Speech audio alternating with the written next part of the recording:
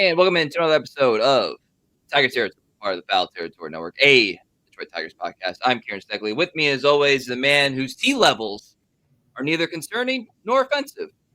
He is Cody Stavenhagen. How you doing? Doing good, Kieran. We're checking in. Tigers just took 2 of 3 from the Cubs. It's June. Summer is slowly but finally getting here in Michigan. We are somehow, I think, not giving full credit to the fact the Detroit Tigers are the best team in baseball. I mean, this is it. We have a Tigers podcast 3 times a week. We are talking about the best team in the major leagues record-wise, with a lot of underlying data to back up the claim that this team is legit. Clearly, fans are excited. They're coming out. They're showing up to the ballpark. But like that real, like, I think it still feels a little bit surreal, or maybe people are still a little bit hesitant to go all the way in. I'm not here to proclaim the Tigers are going to win the World Series or that this is the start of a dynasty. But this is a cool, fun time, and we're lucky to be a part of it. And I think we should appreciate that. I think you guys listening to this should appreciate that. I think we should just take a moment to consider, especially after a long period of some bad baseball, like, this is happening. This is real. It's a lot of fun, man. Like, it's a lot of fun. It's a lot of fun doing this. It's a lot of fun to to wear your Tigers hat out, or to wear your Tigers t-shirt. Especially if you're not in Detroit or whatever. And it's like, that's right, MFer. Like, especially here in Texas, it's like, yeah, y'all teams suck. Tigers on top. And I'll give you an example, and then we'll kind of talk about the series. I didn't get to talk about this last week because we just got carried away. But I was watching it was Yankees and Dodgers series, the Saturday night game on Fox. And Joe Davis, their play-by-play guy, the play-by-play guy for Fox National. So Tigers season goes pretty well. He's going to be calling some Tigers games. They're talking about all the division leaders, and they talk about the Tigers, and he said, and I don't know if he's just trying to be conversational. I don't know if he's just trying to, be a little contrarian just for interest. Like, I don't know. But he's like, yeah, I'm not necessarily like sold on the Tigers. That's close to a direct quote. And then shortly thereafterward, they put up the graphic, and it's Tigers' best record in Major League Baseball since August 11th of last season, and all the Scooble and Torque stuff and blah blah blah. And it's like, kind of spits in the face of what he said. But that speaks to what you're talking about, Cody, a little bit, is that I'm not sure the Tigers are getting the national acclaim that they should. They are getting a lot. So I'm not going to say like, oh, nobody's talking about them. They're good. It's coming. It's coming. But it's definitely not best team in baseball type attention. And this weekend, love, hate, indifferent about Apple TV. But the bottom line is Apple TV is one of the hot new showcases for Major League Baseball, and they are Apple's invested in Major League Baseball. Major League Baseball is invested in Apple. If you hate it, you're probably going to see more of it moving forward. So that's just a fair warning. But you have Scooble on the national platform, and he delivers a gem and as fun a regular season, as fun a June game as you're going to have. You have the Cubs in there and their national fan base. And it was amazing. Saturday, a little bit more of a sleeper of a game, but that's okay. And then Sunday, a wall-to-wall victory for the Tigers against perhaps the best team in the National League, perhaps the best hitting team in the National League. And they won this series, Cody, I would say, by using all their phases, all their things that they exhibit, that they proclaim. All of them were on display, whether it's Kerry Carpenter making a catch at the wall, whether it's Tarik Skubal and Jack Flaherty bookending excellent starting outings, key hits from Riley, from Torque. You had just enough power. You know what I mean? And of course the base running, as consistent as it is, it still never gets old when you see them do it. And of course the back end bullpen piece of it as well. So like, if there was an element to why should we take the Tigers seriously, it's this series, particularly obviously the 2 wins Friday and Sunday, and also like Detroit as a baseball town also on display this weekend with 3 straight sellouts in in early June, which I think Dan Dickerson said first time that's happened since 2013, a year that we all know quite well. So like the Tigers in a lot of ways are here. They're back. They're not going anywhere. And we saw that this weekend. Another great series win. I'm not going to lie. I kind of thought the Tigers might lose this series. Figured maybe they drop 2 out of 3. You had Schoolboy going. It was like, all right, you better win that one. But hey, you got to give the guys some run support. That was obviously a problem in Kansas City. We've talked about, like, is there a lull coming? In a way, maybe it's hit just quietly. So last 30 days, the Tigers offense, it's cooled off in a big way. Their OPS over the last 30 days, 684. That's 21st in the league. It's really not where you want to be. That's last year's Tigers territory. After losing Saturday's game, I believe they were 11-9 in their last 20 games. But then they get another win, and it's like, no, you just took 2 or 3 from the Cubs. What are you talking about? This team's not slowing down. You lost the Montero game, the bullpen game, which is kind of like, yeah, really good offense. Could see that happening. So then Sunday, rubber match, Cubs. It's baseball. You can't put too much on one game. But if you want to make a statement that this ain't no lull, I think the Tigers kind of did that. Jack Flaherty on the mound. We've talked a lot about Jack this year. It's been hard to know how to feel about him. I've kind of pointed out times where the stuff wasn't that good, or certain metrics or reasons for concern. Jack Flaherty had maybe his best outing of the year. He was on. I think he looked like last year Jack Flaherty for the first time this season. The command was there. There was life on the fastball. The curveball, he used it a lot, and he got some chase. He got some swing and miss. He looked suddenly like a guy who could be a number 2 starter again. And then some timely hitting from your big boys in the middle of the order, Riley Greene, Spencer Torkelson. Bullpen, dynamic, Tommy Kahnle and Will Vest. We're probably not talking about those guys enough. Both of them pitching at all-star levels. Really well-played game. Out-executed another team in the Cubs that tends to execute pretty well. Big out at the plate. I mean, I don't know. Like, it was a win where suddenly you walk away feeling really good about this team all over again. Yeah, and don't want to dismiss also the chess match between Craig Counsell and AJ Hinch. That was also enjoyable, and I think just as much a part of everything that we saw this weekend with the lineups distribution. Craig Counsell got tossed, baby. He did get tossed. He earned it. I'm not sure Nico earned it, but he earned it. But hey, AJ, might have won the series, but you lost the toss battle. So just saying. I do have like a Jack Flaherty thought that I kind of want to work with you, Cody. You're right. We have talked a lot about him. We've gone through all the issues, and we're not gonna, try to be repetitive here. But I did get a thought during this game that have we maybe. It took a game like this to give us an indication like, man, we might not have given enough credit to his importance to the team and to the staff. And what do I mean by that? Well, we say like he's the proverbial number 2, like, because he starts the second game of the season, blah, blah, blah. Okay, that's fine. But then, like you said a couple of weeks ago, is he your number 2? Is he your second best pitcher? Maybe he's your 4. And if he's your 4, that's really good. And blah, blah, blah. And obviously not disagreeing with that notion at all.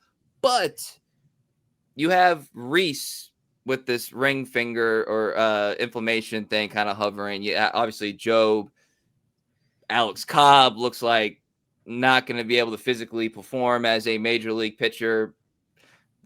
That's unfortunate. The Maeda thing, like all of a sudden, like all these like options and pieces, Montero, like all these options and pieces. And it's like, here's Jack. You used your bet, your best hand in Schoolboy on Friday. You kind of had to just try to figure it out. It didn't work out for you on Saturday.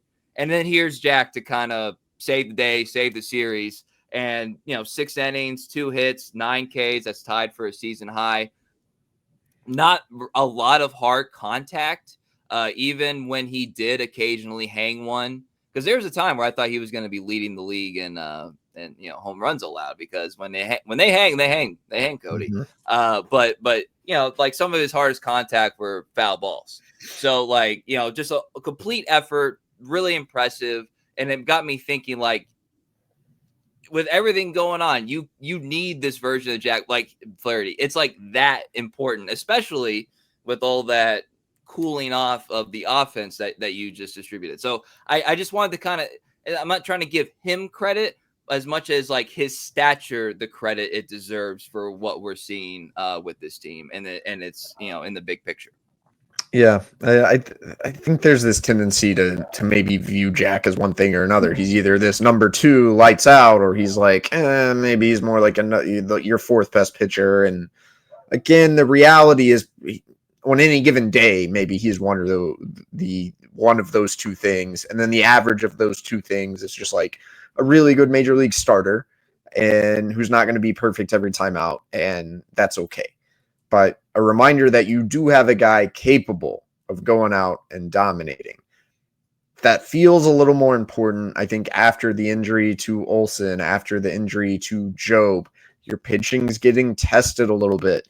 Cater Montero, he's actually been better than I think it feels like, but, maybe not that guy who you're really amped for when it's Montero day, or, the Tigers are still opening for him, which makes complete strategic sense, but it just kind of shows like the level of pitcher he is, especially against tough left-handed hitting. To have a guy in Jack Flaherty who can pitch at a really high level, its value showed kind of all over again Sunday. If you want to think way too far ahead and think, okay, if playoff series, is Jack Flaherty going to start, in the DS if you have 3 starters? We'll see what happens when we get there, but I don't know. Is he one of your 3 best? There's a real argument. Reese Olson and Casey Mize maybe are better, but are either of those guys capable of going out and just completely shoving the way Jack Flaherty can, the way he did Sunday against a really good Cubs lineup? I'm not so sure. So I don't know. Maybe it's the recency bias from watching that game, but starting to think a little bit differently than maybe how I've kind of been talking about Jack Flaherty recently. Recency bias, perhaps also, just like what the kind of falling for the high end, you know what I mean? And I don't mean that in a bad way, but just like the high end is higher than anybody on this staff, except for Tarek Skubal, obviously, and then, a rookie Jackson Jobe. So like, that's that you kind of cling to the ceiling, and then the floor is also probably a little bit underrated as well. Yeah. We'll talk about something that was not underrated this weekend. But first, a word from our sponsors. This one's easy for us to talk about. I'm a huge fan of Hungry Root. They're delivering groceries that we want and groceries that we didn't know we want, but we want. Oh yeah, they every box that I get from Hungry Root has a new snack in it that I'm like, oh, this looks interesting, and then I try it, and I'm like, oh, I might need some more of those. So they're great at not only getting the groceries you want, but they surprise you with tasty little treats that you didn't know you needed. Agreed. Turkey jerky. There was like a chocolate pudding thing where I'm like, I'm not a big chocolate pudding fan, then I have it, and I'm like, this is awesome. So they can cater to your needs. You got gluten-free, or you're looking for a certain diet that you want to fulfill, or there are certain items that you love. They learn along with you. You let them know your preferences. They just nail it. Take advantage of the exclusive FT offer, please. For a limited time, get 40% off your first box, plus get a free item in every box for life. Go to hungryroot.com/FT. Use code FT. That's hungryroot.com/FT, code FT, to get 40% off your first box and a free item of your choice for life. All right. Coming back here, I'm just going to read a couple things for you, Cody, to set this up. Kerry Carpenter on Baseball Savant has range in the 20 percentile. He has arm value in the 22 percentile. Arm strength, 65 percentile. And overall fielding run value, 19 percentile. Not great. Throw those numbers out the door, because it did not matter this weekend. Kerry Carpenter, in like some literal and metaphorical ways, saved this series, right? Because your 2 victories are like do not happen most likely, or at least they are completely changed without that catch in right field on Friday night, and then throwing out. It was God, I wish who was at home. I just had a brain fart. Ian Happ. Ian Happ. That's right. Ian Happ at home got the review, and they still upheld the call, and that was a rope. And he almost had another assist in the series as well. And this is all with a gimpy. I guess we can call it gimpy, whatever hamstring. And I learned you're not supposed to use that word. You can go Google it. You don't know why. Okay. I apologize. A hurt hamstring of some degree. And so, like, and he also delivered with the bat a little bit too. So, and also base running prowess on display, despite the fact that, again, he can't really run, but he can stretch into a double and score from second on a straight up hit to left field and have an infield single. So everything that you kind of expect with the numbers with Kerry Carpenter outside of his bat, kind of just like thrown out the door for a weekend. And it was a lot of fun. Yeah, sometimes these numbers just conflict with each other. The more or less home run Rob that saved Friday night's game had a 90+% catch probability, but also I think would have been a home run in 12 major league parks. So they, good luck squaring those. And then just watching it, it was a very hard play. It was a very difficult catch. Tough sky, even hazy, some smoke from the wildfires, plus the twilight. Yeah, you never know. In some ways, watching Kerry this year, it almost feels to me like his defense has maybe regressed. This is a guy who's worked really hard defensively and has come a long way in the past 2 or 3 years. There were times last year he started to look kind of nice out there, and then it just hasn't been the same this season. But that doesn't mean it's every time, because you're right. He had game-changing plays in 2 or 3 games this weekend. Kudos to him, hat tip. Now, watching him run the bases has me a little scared, man. It's like, is him playing through this a good idea? I don't know the answer to that. I assume he wouldn't be playing through this if the Tigers medical staff and front office didn't feel as though it was safe, it was advisable, but he's clearly not 100%. He clearly can't, well, I guess maybe he can turn on the Jets, but he's clearly not 100%, right? And it's like, well, you don't want to IL Kerry if he's capable of playing. You also don't want this injury to get worse. I think that's probably one of the more difficult kind of behind the scenes things maybe teams have to navigate. I don't know. There's also kind of some old school just playing through it, rub some dirt on it. I kind of like that. I just hope it doesn't get worse. Well, that's the thing too. Like even through all those plays, you never really thought there was any overextending that was happening. So whatever kind of like all the things that we speculated, like Riley Greene was doing, like that we see it in real time that, Kerry Carpenter doing it. And to be honest, like the best thing that you could say about it is that you have to kind of remind yourself about it, because it doesn't like affect like the regular play, if that makes sense. And the way, with everybody, ironically, everybody being more healthy means that you kind of, like have to put him in right field, but it's a lot easier if you do. So yeah, you're right. Give him credit there. And I saw like the expected batting average and all that stuff for the play on Friday night. Sometimes you just gotta blindly ignore numbers. I thought that. Yeah, I'm ignoring it on that one. When there's a wall there, I don't buy 90 whatever percent. Yeah, and then the throw, like it was really close play at the plate, but it doesn't take anything away from the fact that was like a perfect throw, and everything was like that was honestly an instructional video of how to play that. Get the hop, momentum forward. One hop to the catcher, and Dingler did a good job fielding, and just enough with the tag, I guess. Did you get a good look at Happ? I'd have to. I don't want to dog Ian Happ's base running here, but I wonder if that was not textbook base running. I think maybe he took a really wide turn or something. He did take a good runner who took a long time getting to that plate. I don't think he thought that was. First of all, he probably thought it was going to be cut off. I don't think he really thought that was going to be like a real play at the plate. But again, like we saw, Kyle Tucker is as great a right fielder as you're going to find. and he had some errant throws that, Carpenter in that moment. Cubs had a couple mistakes at third base. The PCA play on Friday, which is probably mostly on third base coach Quentin Berry, just waving them, and almost think he should have kept waving them, but then he threw up a late stop sign, and he overran the base, and Javi did a great job getting that ball to third. I don't know. Well, again, it was Joey Cora would never do such a thing because he's just waving them no matter what. I mean, he tried to wave Carpenter on that pass ball. Mm-hmm. And I do think if Carp were 100%, he might have scored on that pass ball.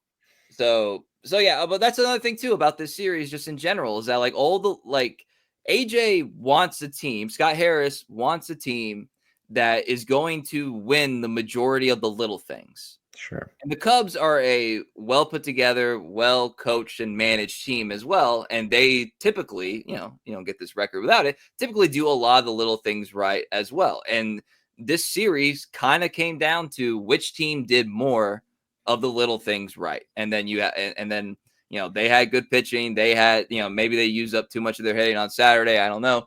But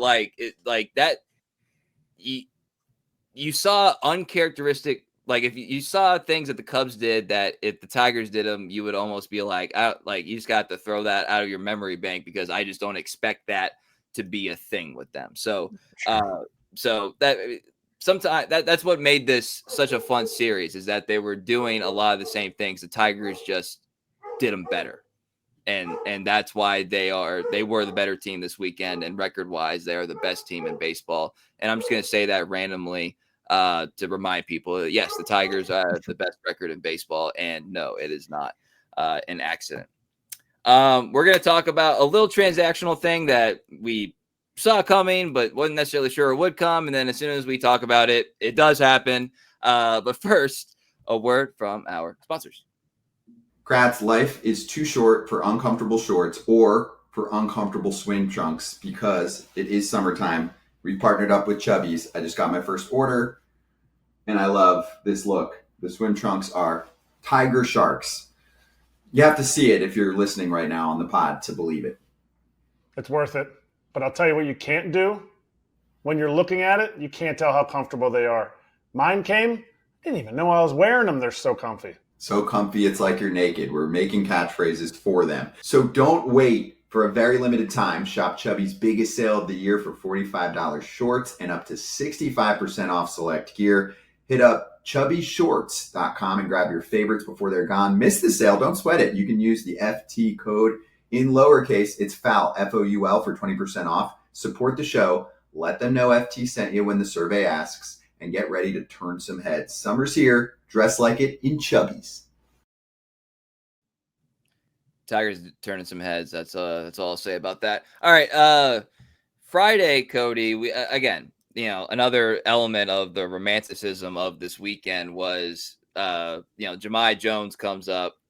That came at the expense of Andy Ibanez. We'll talk about Jones here in a second. But again, one of those things that, fans have been kind of calling for, media had been asking about, AJ giving the good answers, basically we value him, we need him to contribute, and he just hasn't, basically just speaking factual information, just hasn't been right now. And then they send him down to Toledo to, get right, and they call up Jones. First pitch, gets the add-on run in the 8th inning. Another one of those storybook elements to Friday night's game. I don't think they're going to ask Jahmai to be Jahmai Bonds against lefties, but he is a guy who does have a track record throughout his professional career of being good against lefties. And I said, I don't think he's going to get used like Ibanez was used, in terms of volume, but they're going to give him every opportunity to kind of hold on to this spot. That's my read of it. What are your thoughts on both of those moves? I was actually surprised they sent down Andy. I mean, we had talked about it a couple of times, and we had went from, well, he's doing okay to, well, those numbers have tapered off very quickly, but still he's Andy, right? I thought it was possible they would hold on until the trade deadline and then try to find some sort of upgrade. And I know there aren't just a dime a dozen, a lot of guys who are top-notch right-handed platoon bats are on good teams and maybe aren't going anywhere. But I didn't think they would actually pull the plug, in part because what are your other options? It was Jahan, who doesn't have the same flexibility in the field, or it was someone not on the 40-man roster. Let's be honest. We hadn't heard the name Jahmai Jones much after being one of the camp darlings and a guy who for a second looked like he had a really good shot to make the team. It seemed like the Tigers' infatuation with Jones faded. Got off to a little bit of a slow start in AAA, but now here he is, and it's like, oh yeah, Jahmai Jones. Pretty good minor league pickup by the Tigers this offseason. Obviously, incredible story, and I did talk to Jahmai a little bit Saturday morning. Got a story up on The Athletic going a little deeper on his family's Detroit legacy, the memories of his late father, who was briefly a Lions defensive lineman. Amazing guy, amazing family, amazing story. Cool to see him get this moment. I am curious what the future is going to hold. Listening to AJ Hinch talk, it sounds very much like the Tigers would like Andy to just get right. I think he's battled a combination of things, sometimes chasing too much, sometimes being too patient, getting down 0-1. Maybe some mechanical things, just not quite swinging the same. I think they'd like for him to figure this out and then get back up there. There's also Jahan was not quite eligible for a recall, 10-day window. He'll be eligible again in a few days. Would the Tigers consider just making that swap, Jones for Jahan?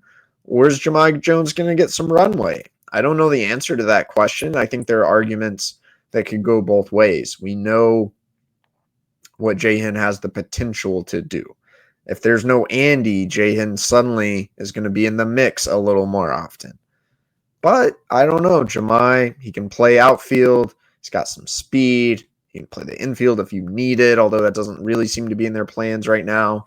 And as of this recording, he's got a 1,000 batting average. So, I don't know. Jahmai Jones is the type of guy I root for. This is kind of an interesting roster wrinkle, and I'll be curious to see what it looks like even in, let's say, 2 weeks from now. Is Andy back up? Is Jahmai now the man? Is Jahan up and doing his thing? Because I could see it going any of those ways. Yeah, and again, this is not apples to apples, but at the same time, as much as I believe in the Jahan potential, the numbers were what they were with how they were gonna use him, and then Andy obviously had plenty of opportunity. I'm all for giving Jahmai a little bit of a runway. You don't have to promise him anything, but I'd see what's in there because he's spent parts of 5 seasons now in the major leagues. He is a seasoned professional, you know what I mean? And so why not? Why not give him? You've given Jahan plenty of opportunities. You've given Andy plenty of opportunities. I would see what you can do with Jones. That's my mindset, because the Tigers are really good a lot of times about not making moves when they don't have to. This would be an opportunity to just kind of let this play out naturally, and then you make a decision when it's time to make a decision. That would be my opinion on the matter. And you're probably right, Kieran. It's kind of rare for the Tigers to bring someone up with the knowledge that maybe they would have to DFA him. Unless I'm missing something, he doesn't have options. It would probably be unlike the Tigers to call a guy like Jahmai, who has some value, up for 4 days and then send him down and send him back through the waiver cycle. So maybe we will get a little bit of runway here, and we'll see what's up with Andy. The guy now getting squeezed on playing time all of a sudden is Trey Sweeney, who we talked about a little bit in our last episode. I don't know what's going to happen there either. I've said, the Tigers like Trey Sweeney, man. I do think he's the new Zach McKinstry, the guy everyone's trying to send down, but maybe they're just going to stick with him. But that calculus changes if he's not going to get a lot of playing time. And right now you're trying, even though Javi Baez is really cool off, he's hitting under 200 since that 2-homer game against the Red Sox. I think you still want to be getting him in the lineup. McKinstry can play some short. Sweeney, he's not hitting fastballs. All 4 of his homers this year on breaking balls. I think he has a -3 run value against fastballs. You look right around 94 miles an hour. His whiff rate goes up big time. that's concerning, right? That's a hard way to survive in the big leagues. Is there a chance Sweeney finally goes down? I don't know. Would they bring up another right-handed bat for Sweeney? Not sure they would like the construction of that. Who's your only other left-handed option? Probably Jace Young. Who knows what's going on there? Another guy who doesn't hit fastballs and doesn't have the defensive value of a Trey Sweeney either. So I think for the next week or two, this is going to be the roster wrinkle to sort through. How do you manage playing time at shortstop, and what's going to happen with Trey Sweeney? Yeah, like the way that I look at this is right now, you're just not seeing any upside potential with Trey Sweeney in the lineup. Like, I'm telling you, they think it's there. I think for sure defensively it is, and we've seen bits and pieces of what he can do offensively. But defensively right now, he's -2 outs above average. Javi at short this year, what has he got? 9-10 starts at shortstop, is 1+1 outs above average. And we saw this weekend him make some pretty fine plays. Had a little help from Torque, but ain't nothing wrong with that. But he didn't lose any shortstop skills by playing however many games in center field. He's a ball player through and through, that Javi. But at least I know with Javi in the lineup, if there's a mistake, there is a better chance of it being pounced on than Trey Sweeney right now. And again, the left-right thing, I understand all that stuff. But, like, even with a cooled-off Javi, you still see, like, some version of upside with, right now, better defense. So, like, at a certain point, like, Sweeney, like what am I getting with Sweeney in the lineup and at shortstop is what I'm asking, like, right now. They're like, what am I getting? Yeah. But then again, like, he's still a very, very, young player. Very young player. And I do want to, like, I don't think he's another guy that I don't think is going to benefit from being at AAA. Right. But at the same time, I don't know what else you can really do. Like, maybe this is another way of kind of running out the Javi experience as long as you can, while Sweeney maybe figures some things out behind the scenes, works that fancy batting cage that you wrote about in The Athletic, and does it that way. Gives you like a left-handed option off the bench, blah blah blah. But like, as a higher power upside and better defense, I'm gonna default to Javi right now at shortstop. And a blanket term without, knowing like pitcher tendencies and, blah, blah, blah, all that splits and all that stuff. Yeah. A lot of people are defaulting to Bo Bichette, which also check the standings. The Blue Jays playing better than you think. So that's something to watch. And look, the next several weeks, we're going to talk a lot more about trade deadline stuff. We don't have to get too deep into it. My big question, I wonder what that costs. I'm not sure what it costs. I think it would be an upgrade. Is it a big enough upgrade that you would want to part with somewhat significant young talent? I think that's a hard question to answer.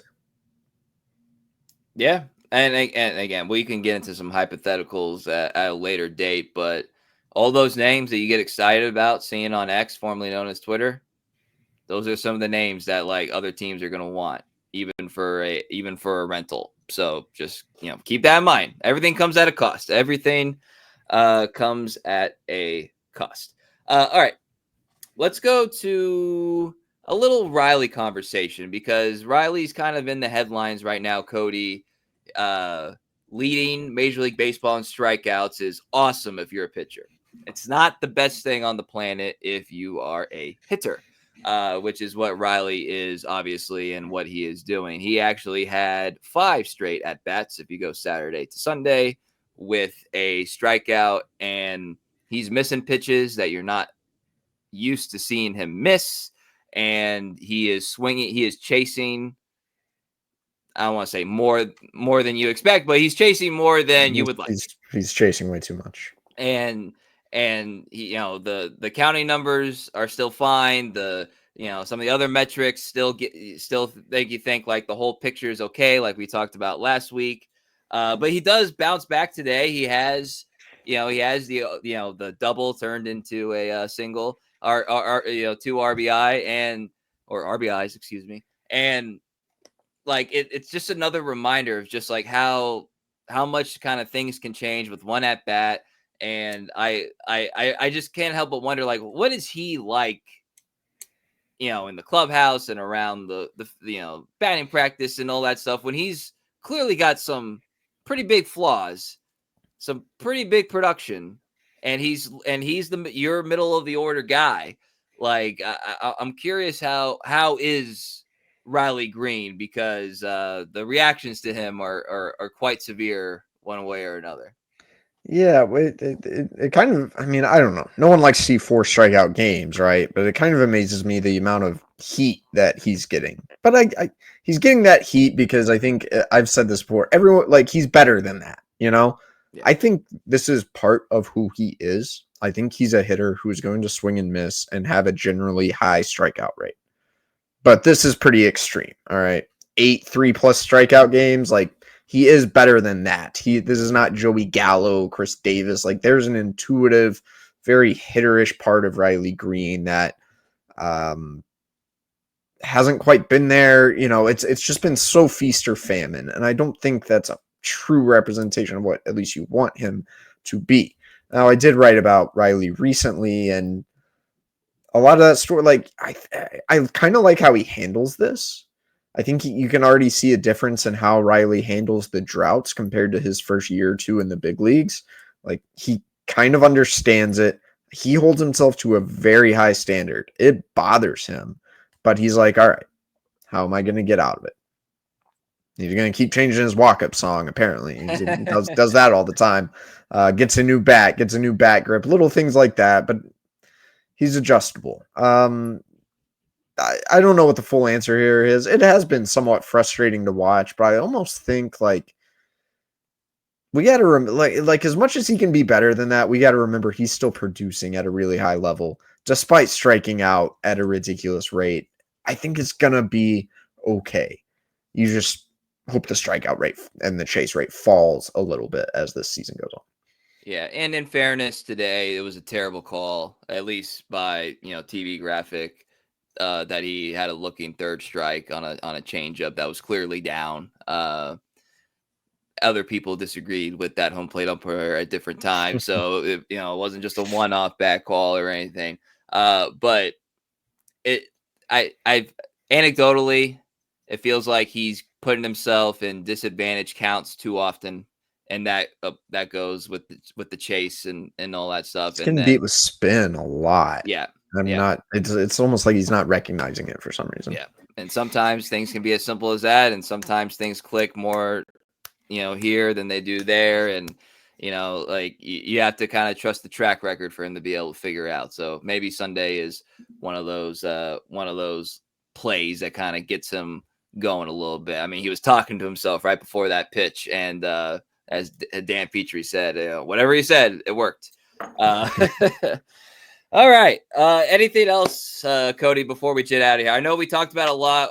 We also did. I could keep talking for an hour, but we didn't talk about enough at the same time. I know. And that is exactly what is a true indicator of what this team is doing, is that we didn't really talk about Torque, but we will this week. I promise. That's a tease.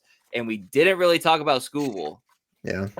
And those are obviously 2 huge factors in this, much hyped, live up to the hype series win for the Tigers. And, the reports of them being on the downfall were overstated. Thank you, everybody, for listening. You can follow Cody on X, formerly known as Twitter, at Cody Stavenhagen. I am at Kieran_Steckley, pod page at Tiger Territory _, YouTube, Instagram, Apple, Spotify, wherever you get your podcasts. You know what to do. Like, subscribe, rate, review. We appreciate all of you. We hope to continue to grow this thing as what is shaping up to be a very memorable season. So for Cody Stavenhagen, I'm Kieran Steckley. Everybody have a great day.